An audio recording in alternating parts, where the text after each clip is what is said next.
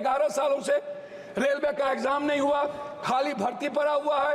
कोई एग्जाम 11 सालों में नहीं हुआ, बैंकिंग की नहीं हुई।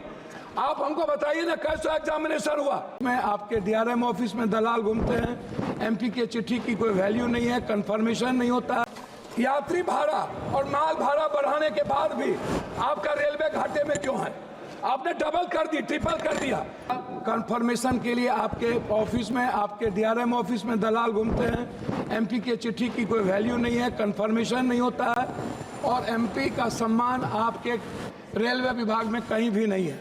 आरसीटीसी ट्रेन खान पान में आपने आरसीटीसी को 4 रुपया में जिस कपड़े की धुलाई थी, आरसीटीसी ने उसको 25 रुपया कर दिया।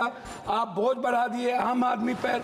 आरसीटीसी बड़े रेलवों में खान पान तो दे देती है थोड़ा सा, लेकिन जो गरीब का जहाँ पर लोअर ट्रेन है वहाँ का खान पान बहुत ही गलत है।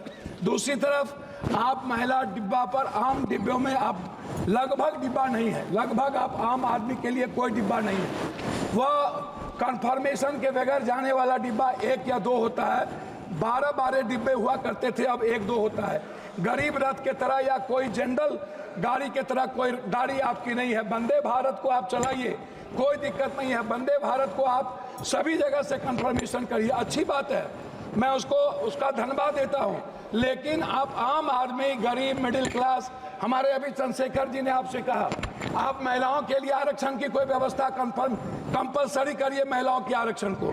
और दूसरी तरफ 4 आदमी हम ट्रेन में जा रहे हैं, 2 आदमी का कंफर्म हुआ, 2 आदमी का कंफर्म नहीं हुआ, हम पर आप बोझ डाल देते हैं। उसके बाद हमसे पैसा वसूला जाता है, हमारे परिवार को रोक दिया जाता है और हम भीतर में कितने पैसे वसूले जाते हैं इसके बारे में मैं नहीं कह सकता हूं। इसीलिए उस परिवार का क्या होगा जिसका 2 कंफर्मेशन होगा, 2 नहीं होगा, इस पर हम कभी सुधार की बात हमने नहीं की। दूसरी चीज, जो एसटी, एससी, ईबीसी और जो छात्र प्रतियोगिता में जाते हैं, एग्जाम देने जाते हैं बाहर, क्या सरकार की कोई दिलचस्पी? एक तो 11 सालों से रेलवे का एग्जाम नहीं हुआ, खाली भर्ती पड़ा हुआ है। कोई एग्जाम 11 सालों में नहीं हुआ, बैंकिंग की नहीं हुई। आप हमको बताइए ना कैसा एग्जामिनेशन हुआ, कितना एग्जामिनेशन आपने ली, कितना एसटी, एससी, ओबीसी? आपने तो आरक्षण को पीछे दरवाजे से बंद कर दिया, एग्जाम बंद करके निजीकरण आपने कर दिया। और आपसे मेरा 2-3 आग्रह है, आप हमको एक बात आप बताइए, आप विकलांग के लिए क्या व्यवस्था आप कर रहे हैं? विशेष तौर पर महिलाओं के आरक्षण को कंपलसरी की बात मैंने आपसे कही, महिला सुरक्षा को लेकर के भर्ती की बात, ये सबसे ज्यादा और सबसे इंपॉर्टेंट है। आप विज्ञापन पर खर्च करते हैं, लेकिन आप दूसरों को पैसा देंगे, लेकिन बुजुर्गों के लिए और पत्रकार, जो श्रमजीवी पत्रकार है, आप बड़े मालिक को विज्ञापन देंगे, उसको खरीद लेंगे, लेकिन जो छोटे स्तर के पत्रकार हैं उसका क्या होगा? मैं मैडम खत्म करता हूं।